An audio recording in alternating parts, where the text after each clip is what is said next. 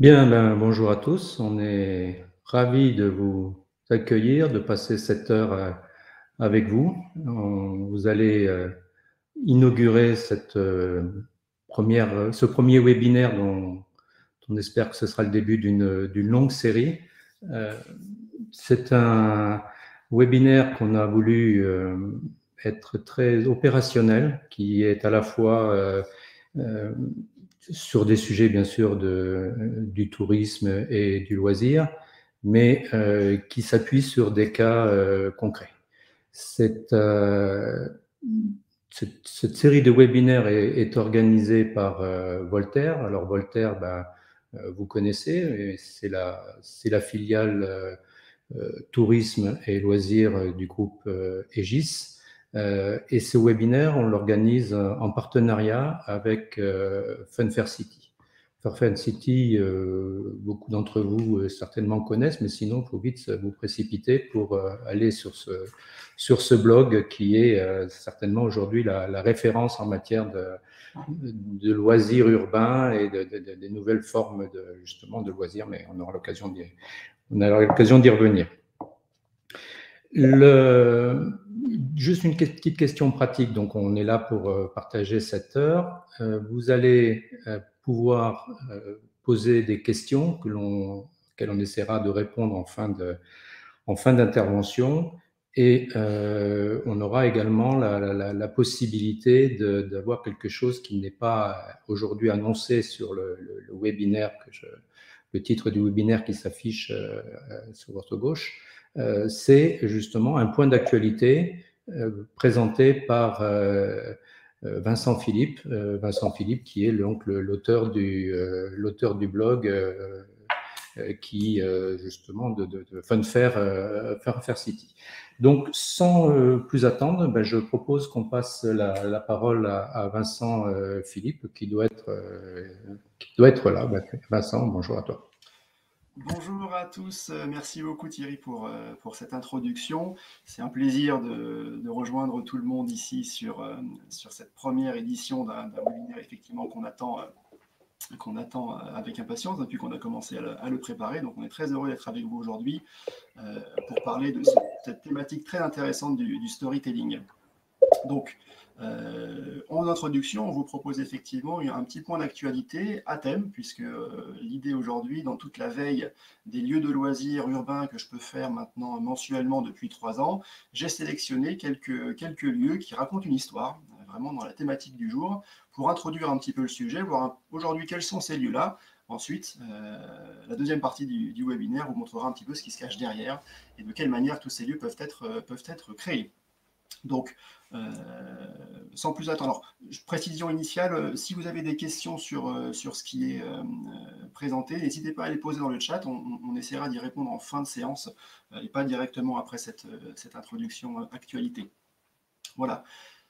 L'actualité de ces lieux autour du storytelling, c'est le récit, c'est comment ces lieux racontent une histoire. Ça passe par plusieurs formes de loisirs, plusieurs types de lieux. Ça passe par les parcs à thème indoor, où la thématique est un sujet central dans la conception du lieu. Ça passe par le spectacle, le théâtre immersif également, qui est une activité en grand développement, très intéressant. Le récit comme identité locale de certains lieux, bien typiques, qui sont très intéressants à regarder. C'est les récits dans des lieux où on ne l'attend pas forcément, des lieux de la restauration par exemple, et dans les nouveaux lieux des loisirs urbains qui là pour le coup sont la spécialité de Funfair City, donc avec un exemple qu'on verra en fin de présentation. Sans plus attendre, le premier lieu dont je voulais vous parler, c'est Mandoria. C'est un lieu qui vient d'ouvrir cet été, c'est en Pologne, à Lodz. Alors c'est prononciation française parce qu'on précise qu'en polonais ça se prononce très très différemment. Donc je vais rester là-dessus de peur d'écorcher le nom. On est dans une grande zone commerciale, un gros retail center de la banlieue de Lodz. Et ce parc a ouvert sur 15 000 m² avec un plan de développement assez important. Il compte aujourd'hui une vingtaine d'attractions et il a choisi comme thème la ville marchande du XVIe siècle, qui est une opportunité de travailler sur le thème de l'histoire, sur le thème de la géographie, d'un passé un petit peu fantasmé à l'époque des grands voyages. Donc c'est un site, un vrai parc d'attractions indoor à thème avec une théma intérieur-extérieur, plusieurs attractions et un parc qui se veut familial. Le deuxième exemple de l'actualité, on est du coup au Qatar, dans la ville de Doha, qui vient d'ouvrir également cet été un parc d'attractions, un parc à thème indoor qui s'appelle Quest, qui est également sur le thème un thème un peu temporel et géographique, passé, présent, futur, plutôt orienté sur la culture locale. Également un parc très important, puisqu'on est presque à 30 000 m², une trentaine d'attractions, et on est en plein cœur de ville, en plein centre-ville. On le voit sur l'image sur la droite, on est dans un complexe immobilier important, avec une grande émergence, une tour, une plateforme importante où se situe le centre, le parc de loisirs, et toute une partie de bureaux, de logements, d'hôtellerie qui se trouve au-dessus. On ne le voit pas forcément très bien sur l'image, mais vous voyez deux petites émergences au niveau de la dalle. Ça, c'est pas pour faire joli, c'est pour la lumière, et c'est aussi pour accueillir quelques attractions, puisqu'on a un rail de grand 8 et puis une tour à l'intérieur. Donc deux attractions spectaculaires qui sont assez rarement, on peut rarement les trouver dans des espaces intérieurs. Donc c'est à noter. Pour passer, on comprend aussi un petit peu cette thématique de l'indoor. C'est vrai que l'indoor, ça a beaucoup d'intérêt pour l'exploitation toute l'année. On n'est pas soumis aux aléas climatiques, on ouvre à peu près quand on veut, on chauffe, on climatise selon le besoin, mais c'est toujours un défi et un enjeu de réaliser une décoration intéressante. Donc il y a l'histoire qu'on va raconter, il y a la manière dont on va le mettre en œuvre, et une référence intéressante date de 2018, c'est le Warner Bros. World d'Abu Dhabi, qui a mis les standards assez hauts en termes de thématisation intérieure, et qui a généré une nouvelle façon de faire, une nouvelle approche de ces lieux-là. On est capable aujourd'hui de créer une immersion très forte en intérieur, malgré les contraintes. Enfin, ça dépend des pays. En tout cas, le résultat est assez spectaculaire. Donc on arrête avec les parcs d'attractions indoor pour passer sur l'autre thématique des spectacles et des théâtres immersifs.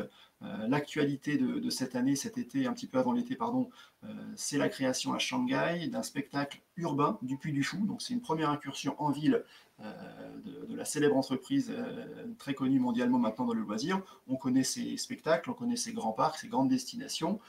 Maintenant, il y a une ambition de créer dans des grandes villes des spectacles immersifs. Là encore, c'est les qualificatifs de tous les records. 40 000 m² dans un ancien palais des congrès, 2 heures de parcours, où chacun va être libre de sa propre expérience, et une combinaison d'une vingtaine d'aventures possibles dans le Shanghai des années 30. L'autre actualité du théâtre immersif, c'est le retour à Londres, on va dire, de Punch Drunk, la célèbre compagnie qui est à l'origine de Sleep No More, un spectacle très connu qui se trouve à Manhattan. Donc à partir de l'année prochaine, dans un bâtiment patrimonial de la périphérie de Londres, mais plutôt en centre-ville, on aura ce qui fait le succès des expériences de Punch Drunk, une expérience de théâtre immersif, de danse également, de chorégraphie, une scénographie très importante, une expérience plutôt premium, on est entre 50 et 100 livres pour y accéder. Donc c'est pas à portée forcément de tout le monde, mais c'est une expérience qui est vraiment notable et reconnue dans le monde entier, qui revient un petit peu plus proche de notre pays.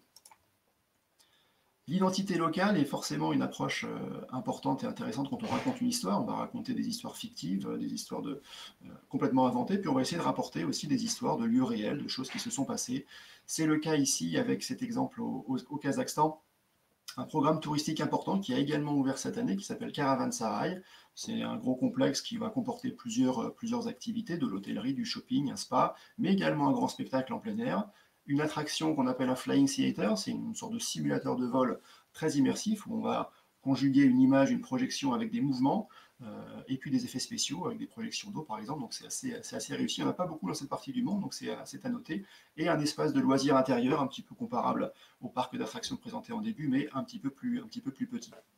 Et là on est vraiment dans le thème, dans l'histoire, le récit de l'histoire kazakh sur ce projet-là. Un petit peu plus proche de chez nous, ouvrira l'année prochaine à Lisbonne un lieu, une destination dédiée à l'histoire de la ville, et qui parlera du grand tremblement de terre de 1755 qui avait rasé une grande partie de la ville et qui avait provoqué un tsunami. On parle d'une exposition, d'un simulateur, et puis d'un parcours immersif qui va permettre de retraverser un petit peu les décors de cette ville dévastée. Une manière aussi de présenter d'une autre manière l'histoire de la ville. Là encore, on est sur un récit assez fort, orienté sur la destination. Et enfin, de référence avant de terminer, sur le récit, là où on ne l'attend pas forcément trop, On est dans l'univers de la restauration. Je vous emmène à Londres, où ouvrira dans quelques jours l'expérience Park Row London. Et là, c'est un restaurant, un ensemble de restaurants, il y en a 5, inspirés de l'univers des DC Comics, et plus particulièrement de l'univers de Gotham City.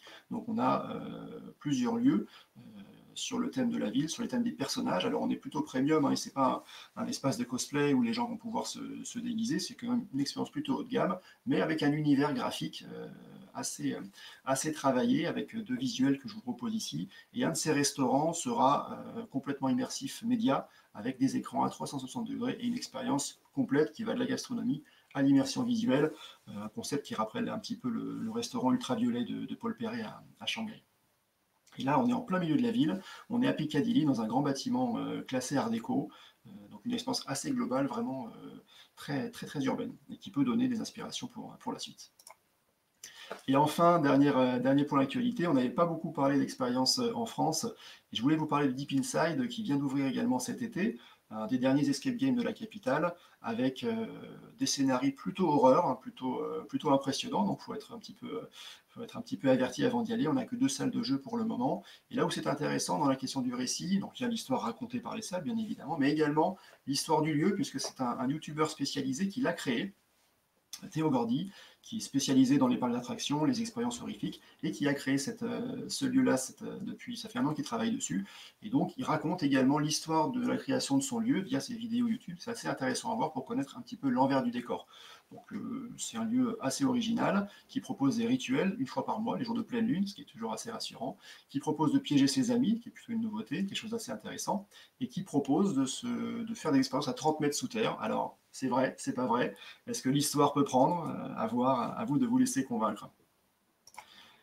J'en ai terminé pour ce matin. Je vais bientôt laisser la parole à Pierre pour l'intervention essentielle du jour. Je voulais vous inviter à suivre les actualités de Voltaire et de Funfair City sur les réseaux, via les blogs, les sites internet, Twitter ou LinkedIn directement, pour des informations un petit peu au quotidien. Et en abonnement, si ça vous intéresse, sur le blog, avec une veille qui va être mensuelle, avec l'actualité de ces lieux-là et bien plus encore. Voilà, merci de votre attention. Les questions du coup dans le chat, n'hésitez pas, on y répondra en fin de session. Je repasse la parole à Thierry et à Pierre du coup, qui enchaîneront sur la phase suivante du webinaire. Merci à tous pour votre attention. Merci beaucoup Vincent pour ce point d'actualité internationale, hein, qui va devenir quelque part une rubrique récurrente de nos rendez-vous. Sans plus attendre, et d'abord c'est une très belle introduction justement pour le sujet que Pierre Godleski va nous développer maintenant. Alors Pierre, c'est un complice, je dirais maintenant depuis plus de 20 ans. C'est un garçon qui a fait des études brillantes de droit et naturellement derrière s'est spécialisé dans la biodiversité et la présentation du vivant, du monde animal. Pierre a une expérience à la fois de consultant, d'exploitant, je dirais de concepteur. Et Pierre, c'est à toi pour nous parler du storytelling, un sujet ô combien important dans le succès d'une expérience de visite d'un site récréatif et culturel. Merci Thierry. De manière assez classique, je vais vous proposer une présentation en 3 parties. Une première partie sur la définition du storytelling, de telle manière à ce que l'on sache bien chacun ce que l'on peut mettre derrière ce terme de storytelling. Une seconde partie qui va concerner des études de cas, on va reprendre ensemble 7 cas. Et enfin, une troisième partie sur le retour d'expérience et comment, au sein de l'agence, nous utilisons cette boîte à outils. J'en vois dans le fond de la salle qui pensent que la présentation risque d'être un peu ennuyante. Alors, je vais vite faire appel au storytelling. Effectivement, dans cette présentation du sommaire, il y a bien les contenus que je vais présenter, mais c'est une approche assez traditionnelle dans laquelle on identifie un sujet, on va l'analyser et on va ensuite préconiser des solutions. Justement, le storytelling sert à avoir une autre approche une approche plutôt dans le registre émotionnel, dans lequel le but du jeu, c'est de capter l'attention, ce que j'essaye de faire à l'instant, de stimuler votre désir, hein, d'avoir envie d'utiliser le storytelling et à la fin d'emporter votre conviction, parce que je vais vous proposer des arguments raisonnés et qui vont vous convaincre sur la pertinence du storytelling. Donc, faisons ce test. Je reçois au mois de juin un mail de la part de Thierry Coltier, vous avez compris qu'on travaille ensemble depuis longtemps, et qui me demande de préparer pour septembre un webinaire. Alors, il m'a dit que le thème retenu, c'est le storytelling, et que c'est important parce que, d'une part, c'est le premier, ensuite, il s'agit de présenter la vision de l'agence sur tous ces sujets-là, et puis il signe « Passe un bon été quand même ». Très bien. Alors, Thierry, vous avez compris que c'est une relation de long terme, et pour moi, Thierry, c'est d'une certaine manière un peu un Jedi du tourisme. Je le connais depuis toujours. Beaucoup de monde le connaissent dans la profession. Et moi, d'une certaine manière, je suis qu'un petit padawan par rapport à lui. Je pense que ce qui vient de se passer a fonctionné, c'est-à-dire que j'avais 8 secondes pour capter votre attention, pour donner de l'intérêt à cette présentation, et grâce à cette petite mise en scène, je sais qu'il y a certains sourires qui sont apparus sur vos lèvres, et en faisant une analogie avec l'univers de Star Wars et la relation entre Thierry et moi, maintenant on est parti dans cet univers. Alors, on ne va pas parler que de sabre laser, etc., mais on a placé par ce biais-là un univers de référence, une ambiance, des émotions, un registre de communication, une idée du business aussi, parce que c'est aussi de ça dont on va parler. Et donc, ce webinaire vient de prendre une bonne dimension épique. Que la force soit avec nous, nous pouvons commencer réellement la présentation. Le storytelling, qu'est-ce que c'est? Pourquoi on l'utilise et comment ça marche? Première partie, on reviendra sur les cas pratiques ensuite. Storytelling, raconter une histoire. Alors, c'est un sujet, cette première étape est essentielle puisque pourquoi est-ce qu'on raconte des histoires?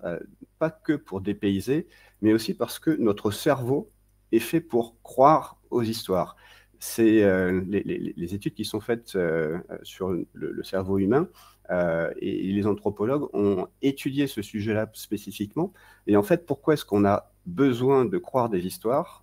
Ça remonte au premier temps quand quelqu'un revenait à la tribu et dire attention, de l'autre côté de la forêt, il y a un ours, évitez cette zone-là. C'était une histoire. Et donc, on était conditionné à pouvoir accepter la réalité de cette histoire dans l'intérêt de pouvoir survivre et d'éviter d'avoir à rencontrer l'ours en question.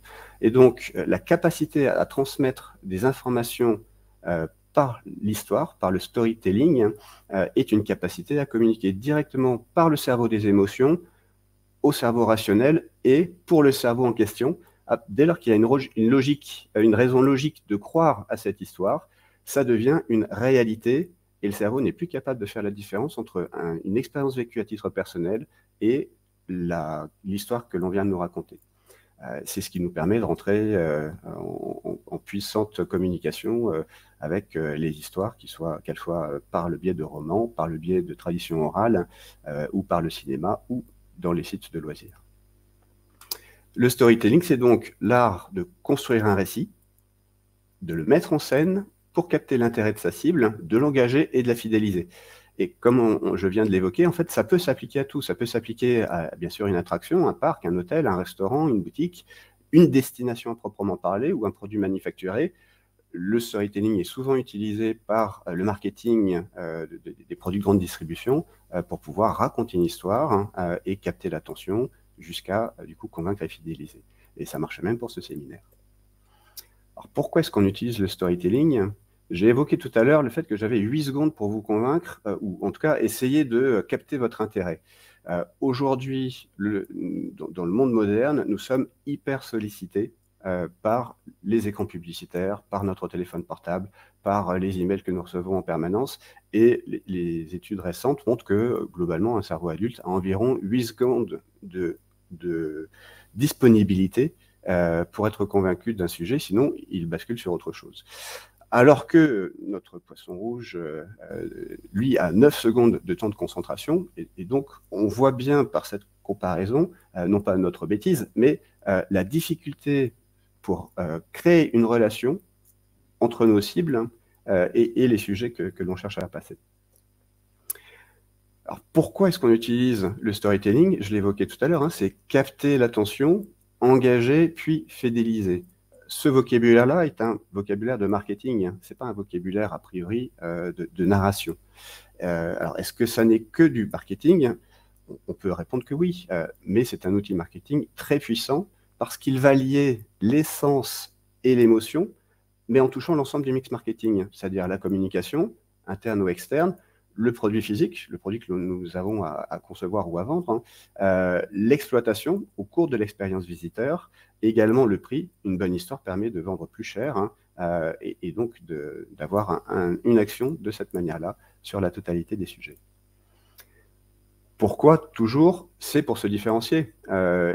C'est un moyen d'utiliser sa propre identité, son histoire, sa différence et d'en faire un outil. Que je sois le plus grand ou que je sois le plus petit, peu importe, c'est une histoire que je peux raconter.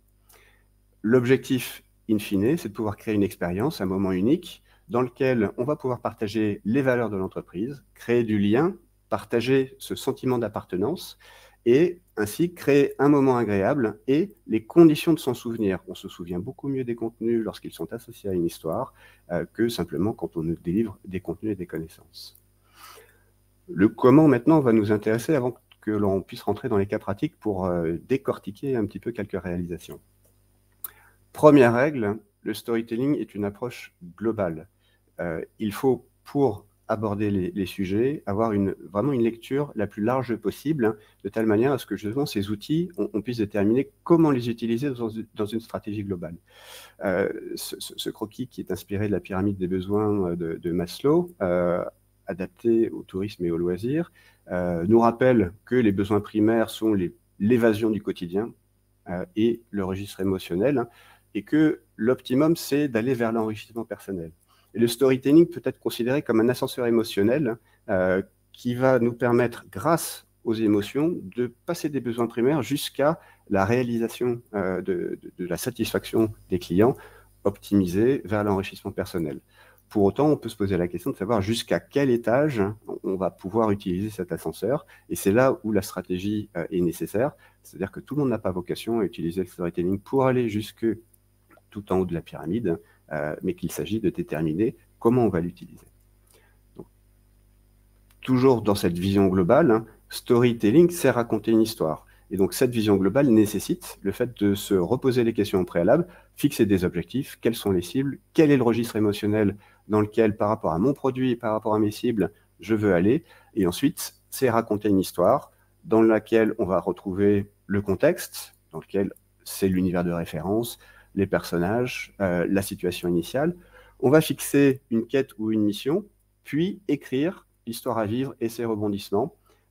Il est toujours plus efficace d'avoir des menaces et des conflits pour raconter une bonne histoire que d'être simplement dans le monde des bisounours où les choses risquent d'être pas passionnantes et un peu trop faciles. Et puis, essentiel également, pour un bon storytelling, il faut une chute pour pouvoir raconter la fin de l'histoire, mais également préserver la possibilité de raconter des épisodes complémentaires. Enfermer tout de suite un projet dans une histoire finie, c'est livrer un produit qui ne pourra pas évoluer. Règle numéro 2, valoriser le client. Nous sommes dans une relation directe avec le client. Il ne s'agit pas de raconter une histoire sans relation, il s'agit de raconter une histoire qui va pouvoir permettre au client de rentrer en dynamique avec cela pour partager justement les valeurs. On parlait de dépaysement. Un des objectifs principaux, c'est de faire oublier la réalité pour raconter l'histoire que l'on va vouloir installer, même si elle-même se base sur des faits réels, pour pouvoir mettre en valeur le client, l'usager, de telle manière à ce que lui-même aille vers l'enrichissement dont on parlait précédemment. Règle numéro 3, c'est ma préférée, encore que la règle numéro 4 est très bien aussi. Règle numéro 3, c'est jusqu'où faut-il aller trop loin? On parlait tout à l'heure de l'ascenseur émotionnel. Pour autant, il fallait choisir en fait jusqu'où on peut aller. Sur la gauche, à la gauche du trait rouge, j'installe l'idée qu'on peut simplement décorer ou thématiser. Pour autant, si ça peut ne pas raconter une histoire à proprement parler. Ça peut être juste des éléments de décoration qui sont là pour être esthétiques, qui sont là peut-être pour évoquer des choses, mais pas forcément pour être réellement dans la narration. à partir de la droite du trait rouge, je vous propose 3 séquences différentes, enfin 3 niveaux d'intervention du storytelling. Le premier, c'est ce que je pourrais qualifier de storytelling implicite, environnemental, pas encore explicite. Je ne raconte pas une histoire, je propose en fait un environnement dans lequel, en faisant de nombreuses allusions, en installant de nombreux symboles, je vais pouvoir créer une forte ambiance dans laquelle le client se sentira immédiatement compris et dans laquelle, du coup, c'est lui qui va pouvoir se raconter sa propre histoire. Ce storytelling est un de ceux qui est le plus accessible et qui doit être réfléchi pour justement passer de la thématisation au storytelling. L'étape d'après, c'est d'avoir un storytelling qui soit explicite, c'est-à-dire j'ai toujours mon univers et un certain nombre d'éléments de référence, mais je vais être explicite parce que je vais raconter une histoire de manière narrative donc linéaire. C'est ce qu'on peut faire quand on a une attraction ou un show, où on a un début, un milieu, une fin, et où les usagers sont sur cette storyline. Dernière configuration, c'est le story world dans lequel je capitalise sur l'ensemble des outils disponibles. J'installe un monde avec ses éléments de décorum, j'installe une storyline principale qui permet d'avoir une narration, et je donne en plus une possibilité de liberté de parcours dans laquelle chaque usager va pouvoir se raconter sa propre histoire et donc va pouvoir vivre en temps réel l'histoire qui lui est proposée. On voit bien, et c'est l'importance de la règle numéro 4, que le schéma précédent amène à des possibilités très complexes, or que pour avoir un storytelling efficace, il faut simplifier. Pourquoi simplifier? Le premier risque, en fait, c'est d'être simplement trop compliqué. On produit énormément de jus de cerveau pour pouvoir créer ces éléments-là, mais on n'a pas les moyens, soit parce que financièrement on n'avait pas les moyens, soit parce qu'on n'a pas le temps, soit parce que la typologie du produit n'est pas adaptée. Et donc, si on est trop compliqué, on perd le public et le storytelling ne parvient pas à son objectif, avec un risque de décrochage. Deuxième risque, c'est une segmentation qui soit trop forte. Plus je raconte une histoire précise, plus je risque d'exclure une partie de la clientèle. Et donc, si on est sur des produits grand public, il est important d'avoir une histoire auquel le plus large public puisse se rattacher. Troisième risque, je l'ai évoqué déjà tout à l'heure, c'est un risque d'usure. J'ai une histoire qui est très enfermée, et donc du coup, si elle n'est pas suffisamment puissante, ou si elle est trop complexe, je l'ai vécu une fois, mais je n'ai pas forcément la vocation de revenir une seconde fois. La règle numéro 5 est également très importante, simplifier. Et oui, il faut simplifier encore, parce que nous avons un certain nombre de contraintes et que la règle numéro 4 doit être utilisée 2 fois de suite, de manière à pouvoir provoquer à la fin un produit qui puisse réellement répondre aux objectifs, ce qui nous amène à la règle numéro 6, à laquelle, alors c'est une règle itérative, il faut la réutiliser en cours de process et à la fin pour avoir une validation, c'est de comprendre si nous avons correctement utilisé le storytelling par rapport à la stratégie qui avait été mise en place. Premier point, est-ce que mon storytelling a une profondeur et une richesse suffisantes? Est-ce que ma narration va pouvoir divertir, faire vibrer, exciter, apporter le registre émotionnel qui était évoqué? Deuxième sujet, la résonance émotionnelle. Est-ce que mon objectif, qui était bien sûr de capter, mais également d'associer les clientèles, est-ce qu'il est efficace? Est-ce que j'arrive à pousser les gens à agir, qu'il s'agisse d'acheter le produit ou de s'impliquer à l'intérieur ou d'entendre les messages secondaires qui sont proposés et donc d'être enrichis par l'histoire pour pouvoir ensuite avoir des modifications de ces comportements ensuite. Troisième point, l'innovation de la conception. Est-ce que, alors c'est pas une obligation absolument, c'est de se poser la question si on est innovant dans la manière dont on aborde les sujets. Et ce qui nous a été présenté en introduction tout à l'heure, on voit bien que le storytelling amène à ce que génération après génération, année après année, les concepteurs essayent de repousser les limites de la narration. Quatrième point, l'utilisation créative des matériaux et technologies. Ça sert effectivement le point précédent, mais pas seulement sur des questions de conception, également sur vraiment la disponibilité des nouvelles technologies. Cinquième point qui est essentiel, est-ce que faire appel au storytelling est réellement faisable sur les plans techniques, financiers, réglementaires, de calendrier. Et on rappelle pour ça les règles 4 et 5 de simplification. Il faut pouvoir utiliser le storytelling, non pas pour se faire plaisir, mais dans un objectif d'efficacité par rapport à la stratégie du projet. 6e point, la compatibilité écologique. Raconter des belles histoires, c'est important, mais est-ce que c'est toujours en cohérence avec le projet que l'on défend? Et donc, la compatibilité écologique sur l'impact du projet sur la zone prévue, sur la réglementation et surtout sur les valeurs de l'entreprise, puisque en racontant une histoire, on va créer une proximité plus forte avec l'entreprise et que du coup, si on est parti dans une direction où l'histoire est belle, mais elle n'est plus en compatibilité avec les valeurs de l'entreprise, on s'expose à un risque également. Et donc, ces 6 règles nous permettent de valider au fur et à mesure, puis in fine, si le storytelling qui est proposé pour le projet est efficace. Je vais balayer maintenant quelques études de cas pour à la fois prendre quelques exemples très précis et où on peut voir dans des cas de figure très différents que le storytelling peut être utilisé pour des grands projets ou pour des petits projets, pour des projets très construits ou des projets entièrement naturels. Et puis, je vais conclure sur quelques exemples que nous avons nous-mêmes menés. Premier exemple, sur lequel vous avez bien compris que nous n'avons pas travaillé, le dernier hôtel qui sera livré par la compagnie Disney en Floride, qui s'appelle donc Galactic Star Cruiser, qui est une expérience incroyable proposée pour seulement 6 000 $ le séjour pour 2 nuits pour 4 personnes, et qui consiste à faire une croisière intergalactique dans l'univers de Star Wars, avec la possibilité pour chaque client d'avoir sa propre storyline au sein de l'histoire globale à raconter.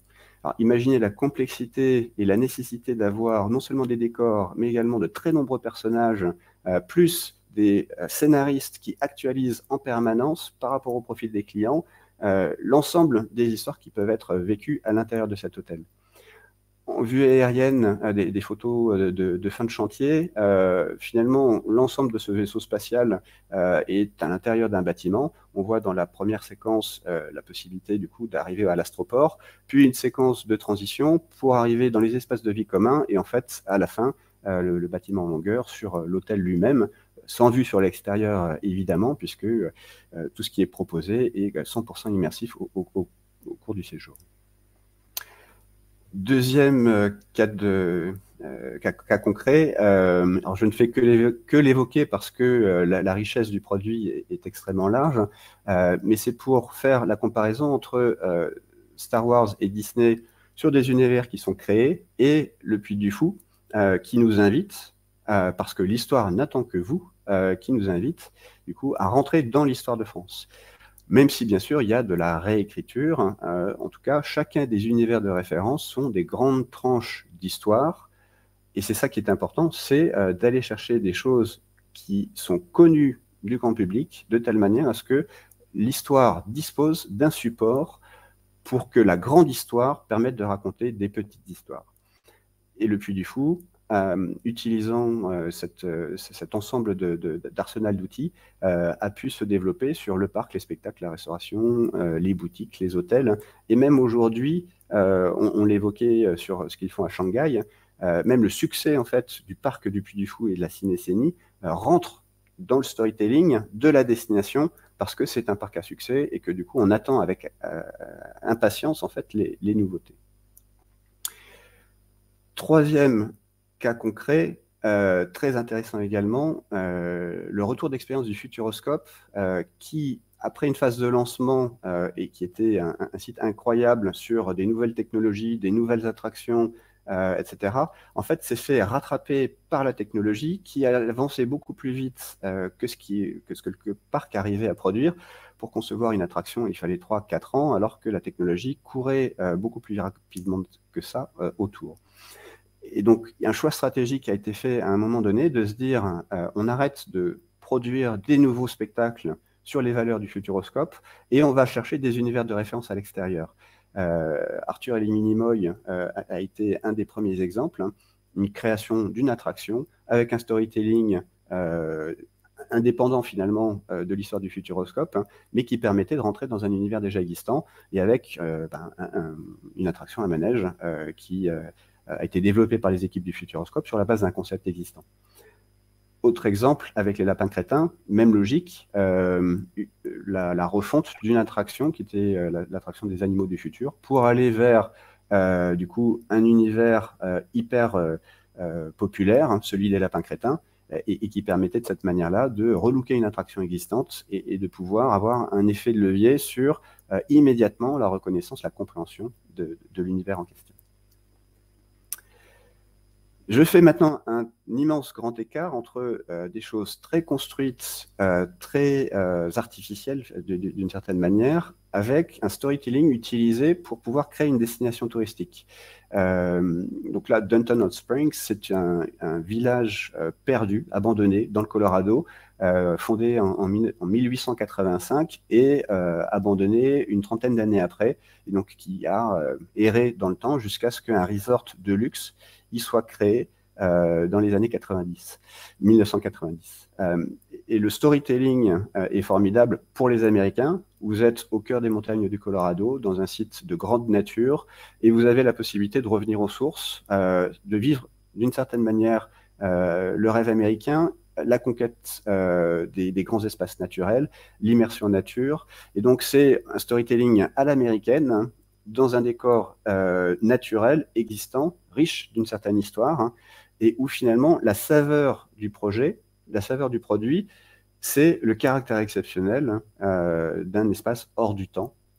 Et pour les Américains, un site qui a plus de 100 ans, c'est déjà un site qui est très très vieux.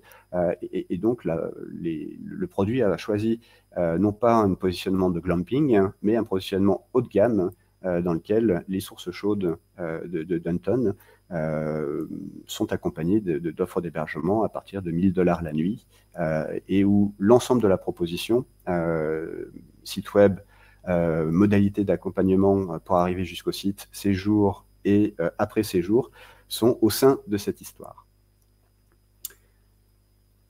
Premier exemple sur lequel nous avons travaillé, une extension du parc animalier de Sainte-Croix qui se trouve en Moselle, donc entre Nancy et Strasbourg, où nous avons eu l'opportunité de travailler donc, en définition de concept, programmation, maîtrise d'œuvre et donc accompagnement, donc pour une ouverture en 2019. C'est un parc qui fait plus de 300 000 visiteurs, qui se développe sur environ 120 hectares et qui est spécialisé en faune européenne. Il s'agissait là de faire une extension sur la thématique de l'Amérique du Nord, même climat, et un attachement en fait de la famille propriétaire à l'Amérique du Nord pour des raisons familiales, pour des raisons d'espèces animales qui étaient déjà présentes sur le parc, etc. Le travail qui a été produit pour développer cette extension de 8 hectares et demi, et dont une des composantes du programme, c'était de pouvoir développer des hébergements. Il y avait déjà des hébergements sur le parc, on en a rajouté 28 par le Nouveau Monde. Et donc, le travail, en fait, a consisté au démarrage à raconter une histoire. Avant de faire quoi que ce soit d'autre, c'était de raconter une histoire. Si nous devons faire un voyage en Amérique du Nord, où est-ce qu'on va? Plutôt dans les grandes plaines, parce qu'on voudrait parler des bisons. Et quelle est l'histoire que l'on peut avoir envie de raconter? Et le bison que vous voyez sur la droite synthétise très bien en fait la manière dont l'histoire s'est cristallisée autour d'un objectif qui était de pouvoir raconter le nouveau monde avec du coup un jeu de mots entre la manière dont, évidemment pour l'ancien continent, l'Amérique c'est le nouveau monde, mais aussi une promesse que le parc animalier de Sainte-Croix voulait faire à ses visiteurs en disant « il est possible d'envisager l'avenir positivement et ensemble, en se reconnectant à la nature, de vouloir construire ensemble le futur monde, notre nouveau monde dans lequel l'homme retrouve un équilibre et une vie en harmonie avec la nature. » Et donc le storytelling a servi à ça, à prendre tous ces éléments-là, à les mettre dans un shaker et ensuite à les rédiger sur un document qui faisait une quinzaine de pages pour pouvoir inventer un lieu, inventer une histoire, créer les éléments de décor et faire que tous les éléments dans lesquels ensuite les visiteurs pourront évoluer aient une cohérence entre eux. Le choix qui a été fait, c'était pas de du coup, d'avoir un storytelling qui soit explicite, c'est-à-dire de raconter l'histoire en question, mais c'était d'avoir un storytelling implicite, c'est-à-dire créer uniquement l'univers, mais faire que toute cette cohérence fasse que pour les visiteurs, les choses aient l'air d'être naturelles, spontanées, réelles, hein, et que du coup, quand on se balade à l'intérieur de cet espace-là, on a l'impression d'être ailleurs. Nous avons traduit ce projet sous une forme, donc le storytelling se traduisait aussi par ce master plan, où nous avons du coup fait un photomontage de différentes compositions paysagères qui étaient en particulier dans le parc national de Yellowstone, et où on retrouve les grandes plaines, la rivière, la forêt, autant d'éléments qui sont présents à Sainte-Croix, et qui, à la fin, se retrouvent. Sur la droite, vous avez la photo aérienne du site, et sur la gauche, vous avez la manière dont on avait raconté le projet, et vous avez la possibilité de superposer les deux. La conception du projet, le plan de masse, a été la traduction exacte des contraintes du storytelling appliquées à l'espace disponible.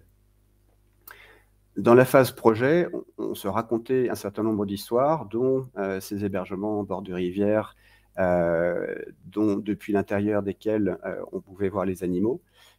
Et la réalité est au niveau attendu de la narration, avec une expérience pour les clientèles qui viennent en séjour, qui est remarquable, et ceci sur les 4 saisons, parce que chaque saison va pouvoir en fait avoir sa propre réalité, sa propre attractivité, que ce soit printemps, été, automne, hiver. Les paysages en fait jouent le rôle de la narration. Promesse, réalité, le storytelling nous permettait de passer de l'une à l'autre et de continuer à exister. Je passe rapidement maintenant sur un dernier exemple, avant la conclusion, qui est l'histoire vraie de la bête du Gévaudan. Nous avons été mandatés en 2015 pour faire la rénovation, donc en assistance à maîtrise d'ouvrage, la rénovation du parc de la bête du Gévaudan en Lozère. La bête du Gévaudan, c'est une histoire géniale, 18e siècle, plus d'une centaine d'attaques, souvent mortelles, permettant d'installer une légende. Ensuite, vous le savez, le loup a été éradiqué de France, principalement au 19e siècle, hein, mais les derniers loups abattus dans les années 30. Et donc, il n'y avait plus de vrais loups en France, il ne restait finalement que la peur du grand méchant loup, puisque c'était la peur culturelle. En 1985, Gérard Menatori, passionné de loups, veut créer et ouvre au public un parc à loups, le parc des loups du Gévaudan, dans l'objectif de réhabiliter le loup auprès des Français. Formidable, il n'y a plus de loups en France, il s'agit d'avoir une belle histoire à raconter. En termes de storytelling, c'est très bien. Problème, c'est qu'à partir de 1992, le loup revient naturellement en France à partir de l'arc alpin, à partir de l'Italie, et aujourd'hui, on estime qu'il y a quasiment 600 loups qui sont revenus dans plus de la moitié des départements français. Donc l'heure n'est plus à vouloir réhabiliter une espèce disparue, le loup est bien de retour. L'histoire, le storytelling du parc des loups du Gévaudan ne tient plus, on peut le mettre à la poubelle. C'était urgent de trouver une autre histoire à raconter. Ce qui nous a semblé être nécessaire, c'était de repartir de l'histoire de la bête. Le parc voulait justement s'en échapper, parce qu'il ne s'agissait pas de faire peur avec le loup. En revanche, à partir du moment où le loup est revenu, nous, on considère qu'au contraire, il faut parler de l'histoire de la bête. C'est une légende qui a 250 ans. Il ne faut pas s'en priver. Et surtout, ça permet de parler de nos sujets, c'est-à-dire la vraie vie du loup. Est-ce que la bête du Gévaudan était un loup ou pas? Ça devient une question, une quête à laquelle on peut répondre grâce à la visite du parc. Un des éléments du projet a consisté à mettre en scène le paysage lui-même, le territoire, parce que pour parler du loup dans le territoire, il faut parler du territoire. On a un site de grande qualité, mais qui n'était vu que du sol. L'installation de cette passerelle permettant de lier l'extension avec le parc historique permet d'offrir un paysage réellement incroyable. Sur la bête elle-même, on travaille sur l'imaginaire, on ne travaille pas sur le loup qui est méchant, on travaille sur l'imaginaire. Et donc nous avons distillé un certain nombre d'éléments au cœur de la visite pour pouvoir raconter ces histoires-là. Et nous avons également utilisé un autre outil que la visite à proprement parler, un outil de type parcours nocturne, dans lequel nous avons cette fois-ci un storytelling explicite. Nous proposons une histoire, nous la racontons, Et nous proposons également aux visiteurs de rentrer à l'intérieur de cette histoire-là, équipée, comme vous le voyez sur la droite, d'une lanterne, la lanterne elle-même étant du coup pilotée par le dispositif et qui permet de changer l'intensité de l'éclairage, de parfois passer en lumière noire pour pouvoir éclairer des décors peints en peinture fluorescente et avec le son, la lumière, etc., qui permet de faire exister la présence de la bête, de faire du vidéomapping sur les arbres ou sur d'autres éléments de décor qui ont été mis en place. Dernier outil utilisé dans le projet, la possibilité de dormir sur place et là d'avoir du coup plus de temps et de vivre sa propre histoire dans le dispositif.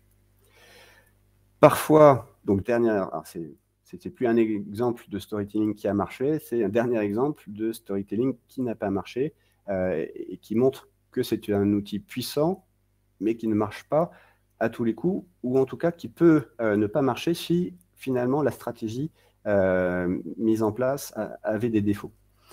Il s'agit de l'histoire de Walibi, chaîne de parc qui du coup avait utilisé comme logo un kangourou ou un wallaby, en fait, ce que vous avez en dessous, et qui du coup, racheté par la Compagnie des Alpes, les parcs européens de Walibi ont été rachetés par la Compagnie des Alpes en 2006, et qui, fort de son savoir-faire sur les parcs, et avec l'histoire du parc Astérix en particulier, a pensé redynamiser l'ensemble de ces parcs-là en inventant un storytelling complet avec un univers, des personnages, des décors, des scénarios, etc., de produire des dessins animés et de faire du merchandising en inventant, en fait, à partir du logo, un nouveau personnage et une nouvelle cosmogonie. Malheureusement, cette solution-là n'a pas fonctionné. Et à partir de 2016, l'aventure s'arrête, le storytelling n'a pas permis d'atteindre les objectifs en question et les propriétaires des parcs ont abandonné l'idée de ce relooking complet. Épilogue, puisque nous racontons une histoire, c'est un outil, le storytelling est un outil puissant, mais pas une baguette magique, donc c'est à maîtriser. Il s'agit de faire des choix stratégiques dès les premières étapes du projet, puis d'appliquer ce que l'on a vu ensemble, c'est-à-dire une lecture critique de ce que l'on fait, et de se rappeler que l'histoire a moins d'importance que la manière dont on la raconte. Et donc la traduction physique et marketing autour du projet a plutôt, au moins autant d'importance, voire même plus d'importance que l'histoire elle-même, qui du coup a vocation à être finalement très très simple. Dernière conclusion, c'est un outil qui est puissant, mais qui est aussi global et transversal. C'est ce que l'on expliquait par la première règle. Et donc, on peut considérer que le storytelling est un outil de management de projet qui va pouvoir être in fine au service de l'expérience visiteur. C'est ça que l'on cherche à créer. Au service de la communication externe, puisqu'on a une base d'histoire à raconter, mais également interne pour faire adhérer l'ensemble des collaborateurs à l'histoire et aux valeurs qu'il s'agit de défendre. Hein. Et enfin, pour apporter de la profondeur, de la cohérence, de l'originalité, de l'identité et également de la valeur. On a vu que sur un certain nombre de ces projets, dans le mix marketing, le fait d'avoir un storytelling bien calé permet de donner une valeur ajoutée que l'on peut retrouver ensuite en termes d'économie du projet. Voilà, c'était la dernière diapositive. Et je vous annonce, avant le jeu de questions-réponses, le thème du webinaire prévu dans un mois, qui sera du coup animé par Vincent, sur la thématique des nouveaux loisirs urbains. Merci Pierre. Tu nous as apporté la démonstration que le storytelling est quelque part une brique, une composante essentielle de l'ambiance d'un lieu, l'ambiance d'un projet, et qui finalement est ce qui assure le bouche à oreille et le succès durable d'un équipement. Donc le storytelling comme étant une composante essentielle. Et tu as aussi également apporté a posteriori la démonstration de quelque chose qui m'avait qui m'a même un peu révolté il y a quelques années. Je me souviens à l'occasion d'un salon de l'IAPA à Atlanta, il y avait le chef de projet de chez Disney qui présentait le nouveau parc Disney Animal Kingdom, c'est pas tout récent, et qui expliquait qu'il avait parcouru le monde, qu'ils avaient fait des milliers de photos, et qui réalisait un parc extraordinairement beau et extraordinairement cher. Et quelqu'un dans la salle leur avait demandé, mais comment est-ce qu'on fait quand on n'a pas les moyens de Disney pour réaliser un sujet thématique comme celui-ci? Et il avait pris un air très, très inspiré et il avait dit, ma recommandation, c'est que si vous n'avez pas les moyens, il vaut mieux attendre de les avoir et de surseoir à votre projet. Et quelque part, ça avait été un peu une douche froide pour tout le monde, mais toi, ce que je veux dire par là, c'est que tu as pu démontrer qu'il n'y a pas forcément besoin d'avoir les moyens de Disney pour développer, tirer le fil d'une thématique, à condition de le faire de manière intelligente. Juste une petite précision, pensez bien à mettre votre ticket d'entrée dans l'urne hein, pour participer à notre tirage au sort et gagner donc ce séjour au Galactic Star Cruiser qui fera l'objet d'un tirage tout à l'heure. Non, plus sérieusement, merci à tous d'avoir été là. On a été un moment plus de 45, ce qui pour un premier webinaire pour nous est une satisfaction. N'hésitez pas à nous faire part de vos suggestions et vous les aurez quelque part aussi la possibilité d'y revenir en replay. Faites-le savoir autour de vous, soit sur le site internet de Voltaire, également sur notre site LinkedIn ou sur celui de Vincent Philippe sur Funfair City. Pierre, on voit une question qui vient de m'échapper. Oui, Rocher Mistral est une expérience XP immersive, selon vous? C'est peut-être une question plutôt adressée à Vincent Philippe. Effectivement, alors Rocher Mistral, pour ceux qui n'auraient pas ce nom en tête, c'est une attraction plutôt nouvelle qui a ouvert en Provence, je crois, cette année. C'est une sorte de mise en scène d'un élément du patrimoine local, un château, avec toute une série de spectacles, d'animations et de petites attractions sur une thématique historique. Alors, j'ai pas beaucoup de détails, j'ai pas eu l'occasion de le visiter. Ceux qui l'ont fait le rapprochent un petit peu d'une expérience Puy du Fou, par exemple, avec des décors assez poussés, des acteurs, une capacité de faire un dîner à thème, une animation vidéo avec des acteurs réels. Donc oui, d'une certaine manière, c'est une expérience immersive. Après, le terme d'immersion, aujourd'hui, on le retrouve beaucoup. C'est devenu un mot assez tendance, assez clé dans certaines conceptions. Il dit ce qu'il veut dire. Et effectivement, quand on va pénétrer un lieu immersif, on va de plein de manières différentes changer d'univers, se dépayser, qui est effectivement un début de premier quand on visite ce type de lieu. Et ensuite, la mayonnaise prend ou pas, je pense, par rapport aux différentes règles qu'a pu poser Pierre. Est-ce que c'est juste un décor, et auquel cas on n'a qu'une petite case verte sur le barème, ou est-ce qu'on a cherché à aller un petit peu plus loin? Est-ce qu'on a cherché à rendre le spectateur, le visiteur, acteur de sa propre expérience? Donc, ce serait peut-être ça le dernier curseur. Donc oui, d'une certaine manière, on peut considérer ça comme une expérience immersive dans le sens où le créateur du lieu a cherché à faire vivre quelque chose de nouveau, de décalé à ses visiteurs. Ensuite, est-ce qu'il est allé assez loin pour l'immerger complètement et le faire rentrer dans l'histoire? Je pense qu'effectivement, il faudrait visiter et que chacun se fasse son idée sur le sujet. Merci. Moi, j'ai une autre question qui s'adresse peut-être à Pierre, qui est de savoir comment on peut... la relation que tu imagines entre la présentation réelle du monde animal et les outils que permettent la virtualité, comment le numérique peut enrichir et servir le storytelling, notamment dans la présentation animale. Alors, c'est une thématique que l'on peut croiser avec les problématiques d'interprétation d'une manière générale. C'est-à-dire que quand on a des contenus à passer, quelle est la boîte à outils que l'on va utiliser? Donc le storytelling peut l'utiliser. Par exemple, imaginons des espèces qu'on ne peut plus présenter ou qu'on ne souhaite pas présenter en captivité. Il y a des présentations qui avaient été faites, par exemple, en réalité augmentée, avec des ours polaires ou des orques, etc., dans des sites qui ne permettaient pas d'avoir cette présentation. Et dans ce cadre-là, par exemple, National Geographic avait une exposition sur des thématiques de ce type-là. Donc National Geographic, qui est un média qui naturellement peut raconter des histoires de voyage, qui a déjà son univers, peut aller chercher du coup des outils de type storytelling pour pouvoir faire de l'intégration d'attractions avec une synthèse et sans avoir besoin d'être sur la présence animale.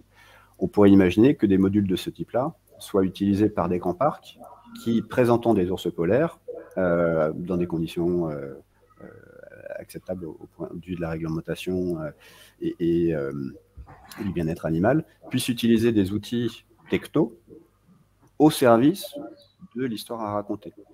Et donc, la complémentation. Donc, là, on a deux configurations différentes, où d'une part, on est en 100% virtuel, on est hors site, et puis d'autre part, on est connecté à une présentation animalière dans laquelle, finalement, on peut utiliser des outils de ce type pour pouvoir amplifier, augmenter l'expérience visiteur. Et si on raconte correctement l'histoire, du coup, on a effectivement une capacité à associer, au-delà de la présentation de l'animal, à associer par l'ensemble des outils utilisés, les visiteurs aux valeurs qui sont défendues, pour les ours polaires par exemple, problématiques de réchauffement climatique, protection de zones de chasse, etc.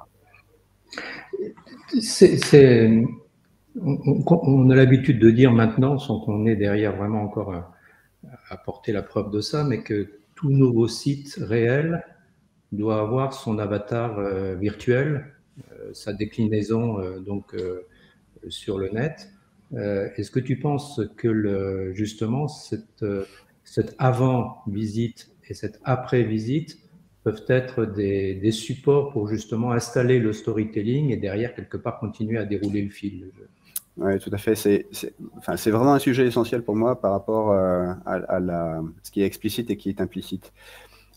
Plus le storytelling est utilisé comme un outil global, plus la communication externe de l'entreprise pourra s'appuyer sur l'histoire qui est racontée et donc pourra installer, y compris dans les premiers contacts marketing au travers du site internet ou de la communication, des éléments de langage, des éléments visuels, etc., qui vont commencer à conditionner le visiteur pour entrer dans l'histoire qui est proposée. Et le post, l'après-visite est tout à fait intéressant aussi. C'est plus compliqué à mettre en œuvre parce que en fait, l'acte de consommation est fini, mais on a la possibilité donc, de créer, alors tu parles d'avatar, je dirais que c'est la continuité en fait, ou le prologue de l'histoire qui est à vivre. Vincent, tu partages cette analyse? Oui, effectivement, c'est vrai que ça fait l'analogie avec les grandes attractions. On a toujours ce qu'on appelle le pré-show, le post-show. Dans quelques cas, on a le post-show, c'est une simple boutique pour acheter des produits dérivés. Mais ça contribue sur une petite échelle, sur le temps court, à créer les conditions. On va s'approcher, on va voir un repère visuel et progressivement, on va rentrer dans l'histoire qui va être celle de l'attraction. Et ça, je pense qu'on peut le dupliquer à toutes les échelles, y compris vraiment au préalable, avant même le fait d'entrer dans le lieu qui va nous faire vivre l'expérience. Des fois ça peut être simple, ça peut être la forme du billet, qui n'est pas un billet d'entrée, mais un passeport, une invitation. Tout peut aller assez loin là-dedans. Quand j'ai visité il y a 2 ans l'expérience close de théâtre immersif, on n'a pas son billet d'entrée, on est invité. On a une invitation à aller vivre une soirée unique au cabaret Le Phénix, c'était le thème de l'histoire, par la compagnie Big Drama. Et donc voilà, donc tout ça, c'est des petits éléments qui sont des fois juste de simples bonnes idées, qui ne vont pas forcément chercher beaucoup de moyens, mais qui sont pensés comme une vraie histoire qu'on veut raconter. Et ça, ce rapport au temps est important. Le temps est précieux, puisque on l'a souligné, on a beaucoup de sollicitations, donc qu'est-ce qu'on va faire de ce temps-là? Et c'est une des distinctions qu'on a entre les grands lieux de loisirs hors des villes où on va passer tout un séjour, où entre guillemets on va aussi prendre le temps de s'immerger dans l'univers, et puis des expériences urbaines qui vont être un peu plus courtes, dans lesquelles on va chercher à vite rentrer dedans, par le visuel, par le sonore, par toute une série de stimulations et d'interactions. Et cette capacité de rentrer vite, quand tu disais qu'il y avait effectivement un délai très court, quelques secondes pour rentrer dans l'histoire, c'est important également pour ces échelles de lieux de loisirs, où on vient chercher quelque chose qu'on veut avoir assez rapidement, et plus ça prend vite, mieux c'est pour l'expérience. Et le partage après est aussi essentiel pour suggérer l'idée d'une revisite. Si on peut partager une photo atypique qu'on a pu faire sur le lieu, on peut la partager avec ses proches, on se met en scène également, ce qui est aussi une manière de raconter l'histoire avec sa mise en scène personnelle. Et ça, on sait que les réseaux sociaux en sont friands. Et ça contribue derrière à poursuivre l'histoire et à donner envie de revenir ou à donner envie à ses proches de venir. Donc oui, l'avant et l'après sont importants. Mais écoute, tu as dit le temps est précieux, donc le vôtre à tous aussi. Notre promesse était de tenir dans 1 heure. On a réussi, c'est à souligner. Je tenais à ce que tu aies la dernière expression parce que c'est quelque part une transition pour ta future présentation du 29 octobre. On espère qu'on aura le plaisir de vous recevoir à nouveau. Je voulais juste, avant de fermer ce premier épisode, remercier ceux qui nous ont accompagnés sur la mise en œuvre, notamment sur le côté technique. Je voudrais remercier Claire Labèze, Clotilde Gilbert et puis Anastasia Boeva. Certains d'entre eux auront aussi l'occasion de passer devant la caméra prochainement, mais on est très heureux de vous avoir accueillis. Merci pour vos commentaires qui nous font chaud au cœur. Et puis, on vous dit rendez-vous dans 1 mois et avec plaisir. Merci et bon week-end à tous. Merci. Au revoir. Bonne journée.